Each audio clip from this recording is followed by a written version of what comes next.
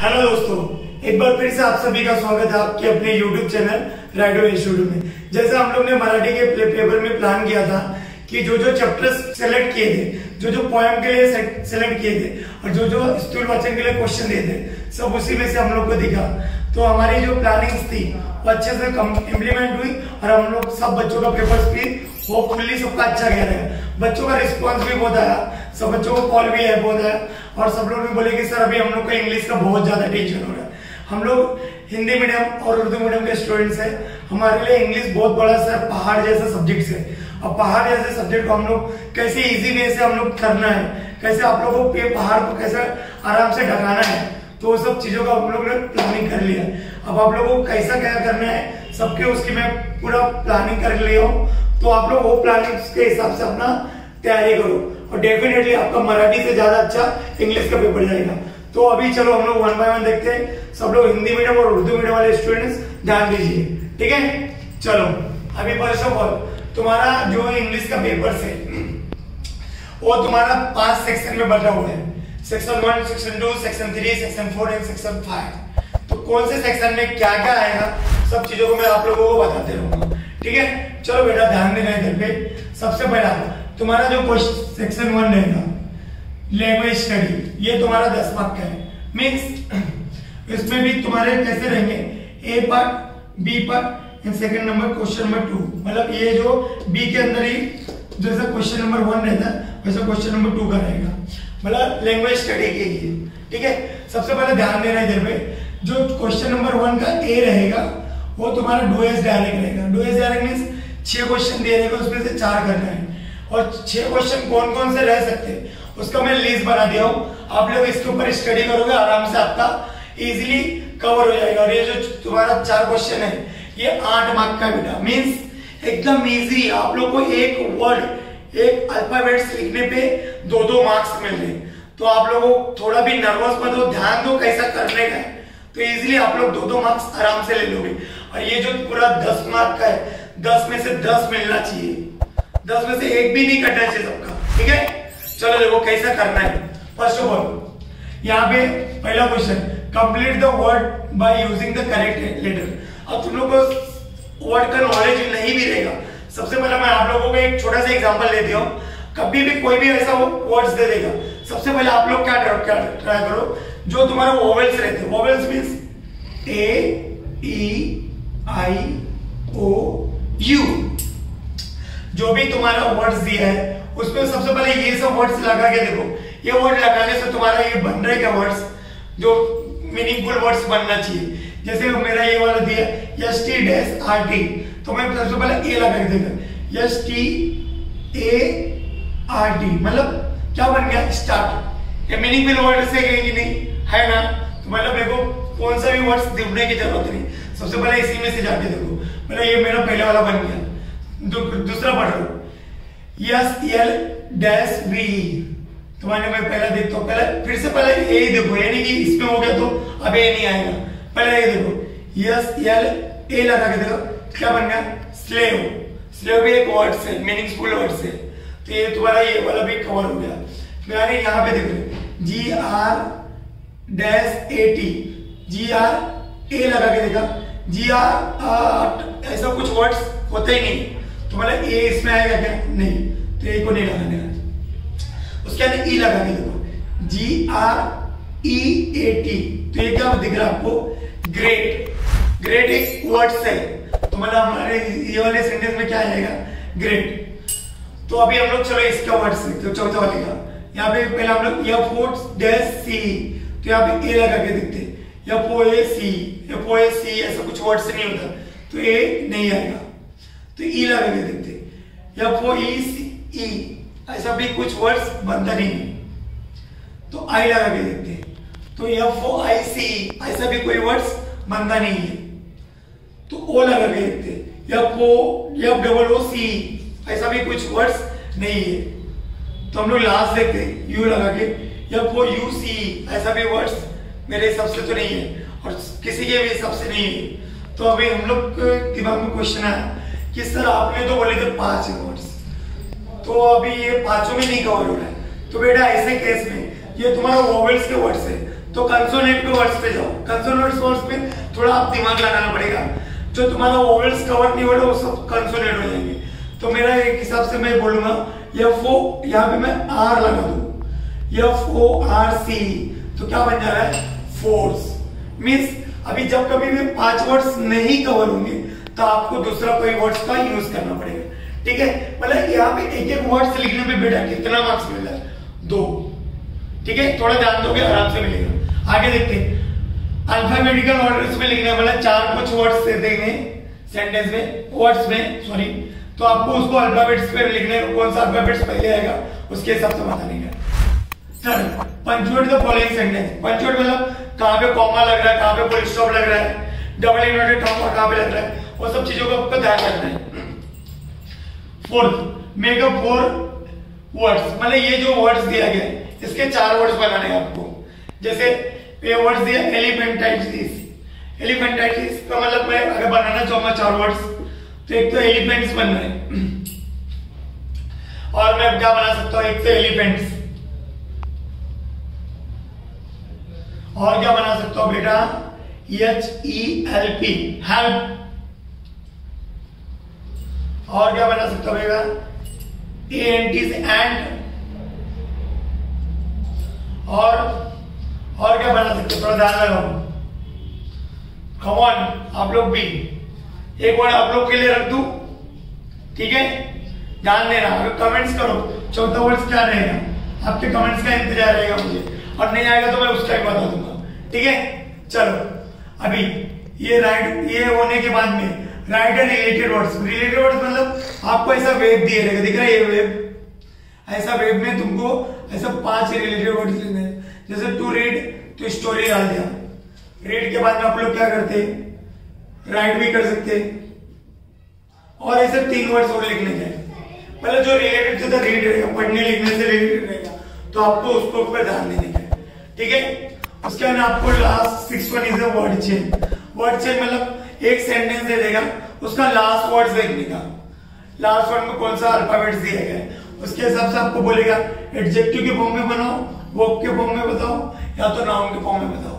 जो फॉर्म बोले रहेगा उसी के हिसाब से आपको वर्ड का चेंज फ्रेम करना है। मीन्स 6 क्वेश्चन है, 6 में से करना कितना है 4, और दिलाएगा कितना मार्क्स 8, मीन्स 2 मार्क्स का एक क्वेश्चन।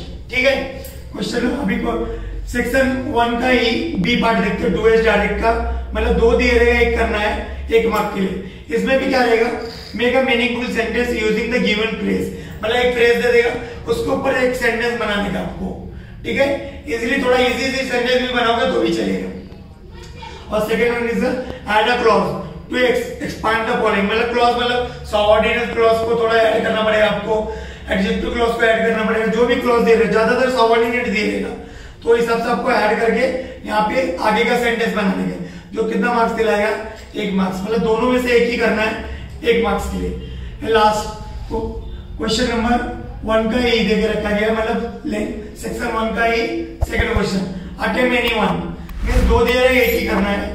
इसमें पहले क्या दिया, add a prefix and suffix, मतलब एक वर्ड से देगा, उसके आगे आपको प्रीफिक्स और पीछे सफिक्स, मतलब प्रीफिक्स सफिक्स दोनों लगा के देखने का है, जो सुटेबल्स रहेगा दोनों लगाओ, और आपको इजीली क्या मार्क्स मिलेगा 1 मार्क्स मिल जाएगा। और इसका ऑप्शन में make a meaningful sentence using one the following words, मतलब एक मीनिंगफुल सेंटेंस बनाना है, तो आप लोग इस पे ज्यादा वर्क करो, इजीली आपको 1 मार्क्स मिल जाएगा।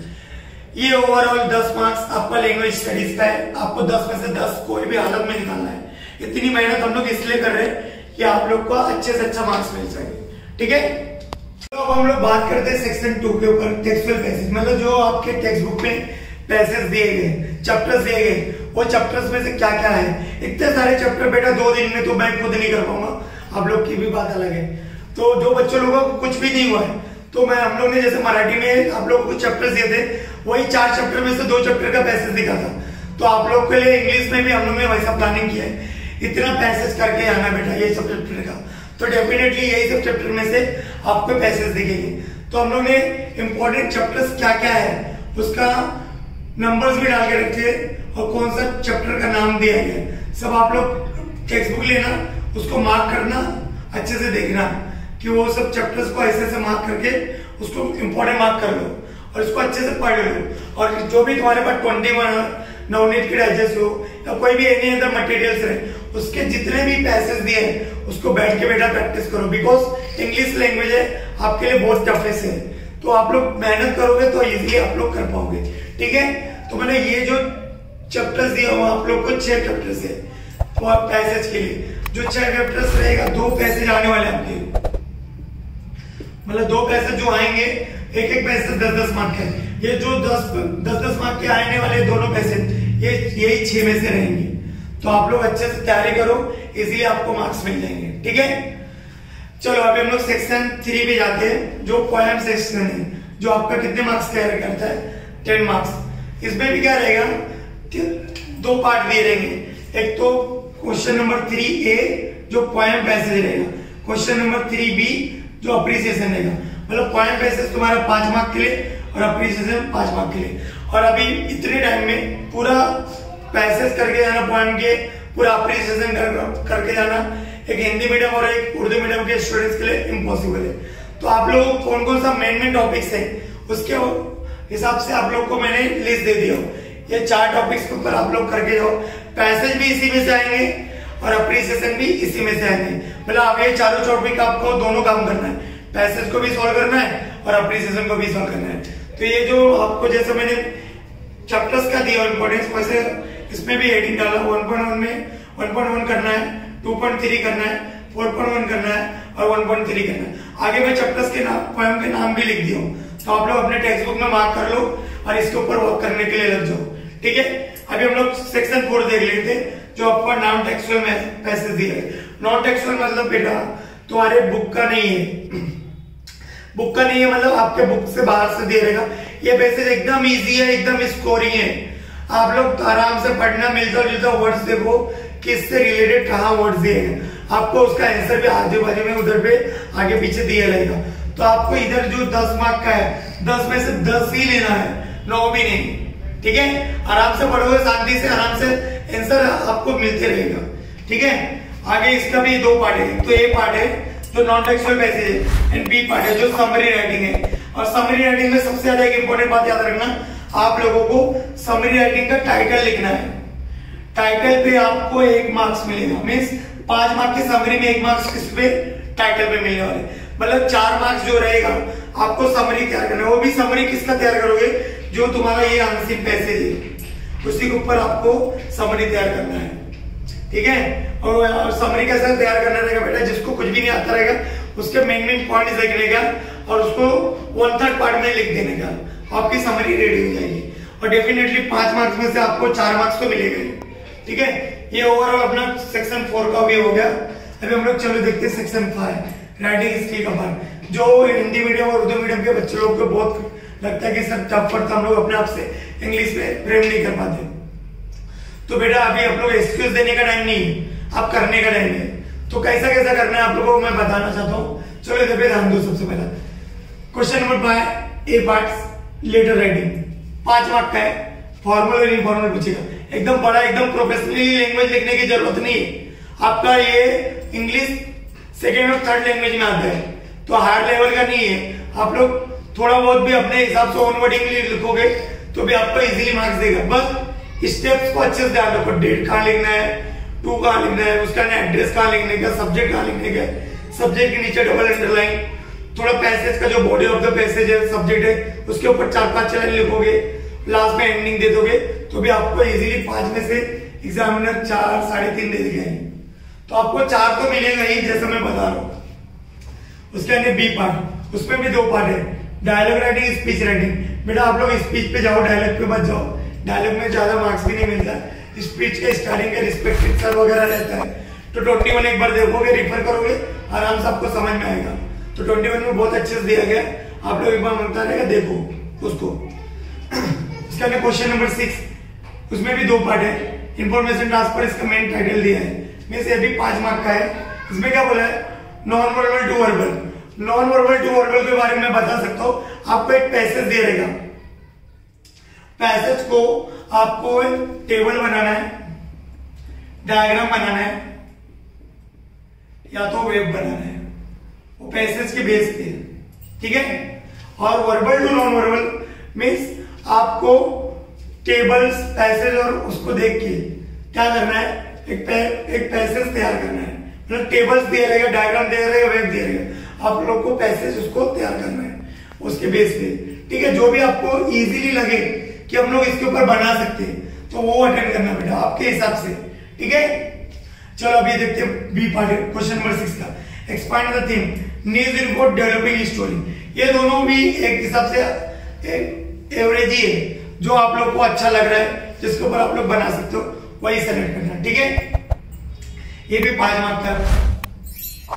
अभी लास्ट वन सबसे इंपॉर्टेंट, ट्रांसलेशन। ट्रांसलेशन के भी 3 पार्ट कर देंगे इसमें। मतलब आपको इंग्लिश में सेंटेंस दे रहेगा, जैसे भी बच्चा रहेगा, हिंदी मीडियम में है तो हिंदी में कन्वर्ट करेगा, उर्दू मीडियम का बच्चा है तो उर्दू में उसको कन्वर्ट करना पड़ेगा। मीन्स जो भी चीज दिया रहेगा हिंदी और उर्दू में आपको लिखना है। मीन्स पहला पार्ट में क्या दिया है, ट्रांसफर द फॉलोइंग वर्ड्स।